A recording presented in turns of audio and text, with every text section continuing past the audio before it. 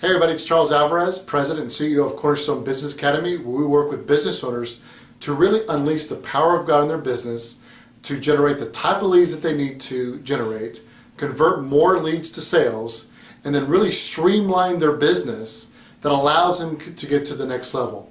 And what we're going to talk about today is what is the ingredient or what has to be there for somebody to move out of their comfort zone and to move into that next level of success. Because here's the thing, I think that as business owners, we have enough how-tos. In other words, we have enough things in the marketplace that kind of direct us on how to get from point A to point B. You know, there's lead generation courses, sales courses, motivational. My goodness, there's tons of motivational stuff. However, very few people talk about what is the mindset necessary to get from point A to point B. In other words, there's very few people out there that are challenging us to take the next step in achieving the higher level of success and what's required to make that happen. So what we're going to talk about today is how do we get unstuck from where we are, and how do we really push the limits in our business to really see God do some amazing things and really work in us and through us to make a bigger impact for the people that we serve as customers and clients, to our families and to the people that we love, and also to make a bigger impact in the world. Because at the end of the day, if the only reason you're doing business is for money, at some point you're going to get burnt out. Most of the time that I hear people burn out is that they're kind of tired of going after the golden goose all the time, and they're tired of making that goose work really hard to pump that egg.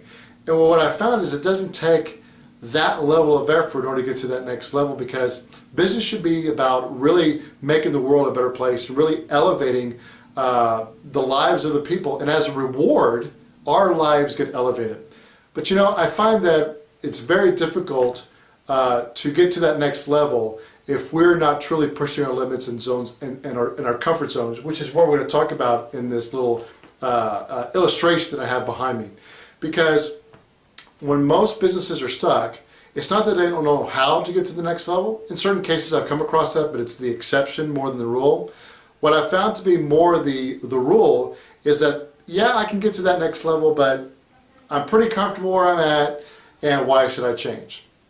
And for lack of a better illustration, I like to point out to the automotive industry as it was in the early 1900s. As a matter of fact, there was no automotive industry in the early 1900s. One of the largest industries, as a matter of fact, in the United States was buggy whips.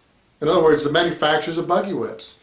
And it wasn't until this guy named Henry Ford came on the scene and had this vision of creating paved roads with a combustible engine, which ended up being the Model T, and it really changed the way that transportation happened. Because here's the thing, the technology that is available today that is adding value to your customers and really differentiating yourself or the service that you give is always being threatened to be copied and to be replicated.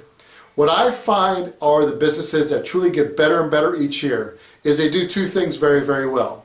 They're great at marketing. In other words, they understand who their target market is. In other words, who their best customer is. They understand why they would do business with them versus somebody else. And then they craft a message that resonates with that particular market, and then they communicate it through the channels that their target market is used to seeing it through, whether it's social media, the website, email, video, whatever it is. The second thing, though, is innovation. And most people don't want to innovate because it's changed. It's changing the way they would do business. And I tell you, one of the biggest things that I see as a detriment to growth is, well, Charles, you've always done it this way. Well, I used to drive a 1981 Ford Bronco, and if I still drove that car today, it'd break down about every 2 miles. So you have to innovate, you have to change in order to get to that next level. And what we're going to talk about today is how to overcome that resistance to that change. So what I have here are two circles. The circle on the left is your current and my current comfort zone. And I define as a comfort zone as something that feels comfortable, feels easy. In other words, it's pretty much kind of the status quo, same old type of stuff, where it's working in the marketplace, it's working well, you've got the right things in place. However, and at some point you had to change to get to that level, but right now your comfort zone is where you really feel like not much change is required, you're delivering a good product or service, your customers seem to be happy, etc., etc. but you're not really making any enhancements or anything that that I think would, or that you might think would require any level of effort to get to the next level. Up here is what I call your zone of discomfort. In other words, but there's another name for it called where the magic happens. And that's your next level of success. And I would say that based upon my personal experience and the experience that I've had working with many, many businesses over the years, is that the biggest thing that keeps us in this comfort zone is one word, and that's fear. The fear of the unknown, the fear of what if I do this and it doesn't work out, the fear of, well, what if I hire this great salesperson that I don't understand how I'm going to pay for yet? How do I make that investment and feel comfortable?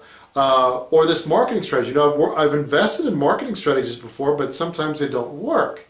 All of that is the same voice. You might try to justify it with a cash flow reason, but what I find that more often than not, it's just one word, it's fear. Because here's the thing, if a marketing strategy isn't working, why isn't it working? I mean, if you know who your market is, you know what the message is, you know why they do business with you, and you're communicating through the right channels, that marketing strategy should work. Now maybe you didn't go through the effort of those three things, or maybe one of those three things are out of alignment. But as long as those three things are in alignment, your marketing should work. If you're concerned about hiring that next person that you know in your heart of hearts it's the right thing to do to really get your business to the next level, but you don't want to because how are you going to pay for this person? I cannot tell you how many investments I've made in my business where I write it and I know this is the next step of faith that I should take to get my business to the next level. And every single time, it's amazing. It's like God's kiss, I call it. Is every time that I make that investment, I close a sale. Or a client comes back that I didn't anticipate coming back, or a client makes a request of us that we didn't anticipate but they wanted us to do in order to get their business to the next level. So, and I've seen this happen in many businesses. As a matter of fact, every single business that I've consulted where the business owner decides to take that next step of faith, not the next 10 step of faith, just what's that one next step to take to get their business to the next level, I've always seen God come through and fill that void in the business. Every single time, no exceptions. So there's two comfort zones here. Well, excuse me, there's one comfort zone and there's another, what we call a zone of discomfort, but we also call that the where the magic happened, or the magic zone. And the one ingredient that's required to get from the comfort zone to where the magic happens is one thing. Just one thing. And that thing is called faith. Now, the Bible defines faith as evidence of things hoped for, and, it's actually a bit different. They define faith as the substance of things hoped for and the evidence of things not seen. Let me repeat that again. The substance of things hoped for, the evidence of things not seen. This illustration here illustrates one thing, which is just the next step. I'm not really challenging you to take the next 10 steps and go hire 1,000 people. That might be a good way to actually lose your business. But what is the next step of faith that you know that God is calling you, that your business is calling you, and that you have this gut instinct in you that if you took that next step, your business will get to the next level? Because I often find that when I walk through my fear, and I'm willing to open up that door of fear and walk through it, I am found that I am often greeted, as a matter of fact, I'm always greeted with faith. However, when I choose to step towards fear, I tell you the results that I've seen in my life are absolutely disastrous. And if that experience that I had was just to tell you that those experiences are disastrous just for your own benefit, then I'm glad they happened. Because every time that I've exercised faith in the fact that I know that God loves me, I know that He wants what's best for me, and I know that He requires faith to get to the next level. I mean, God could just come here and just hand me my ideal business. He can do that. It's perfectly within His rights and His power to do that. However, I find that He wants to kind of co-create with us. In other words, He wants to include us in His plan. So when we exercise that faith and just take that next step of faith required to get our business to the next level, whether that's investing in a marketing plan, whether it's investing in an employee, whether that's investing in yourself, I've always seen that when you create a void in your business, God fills it.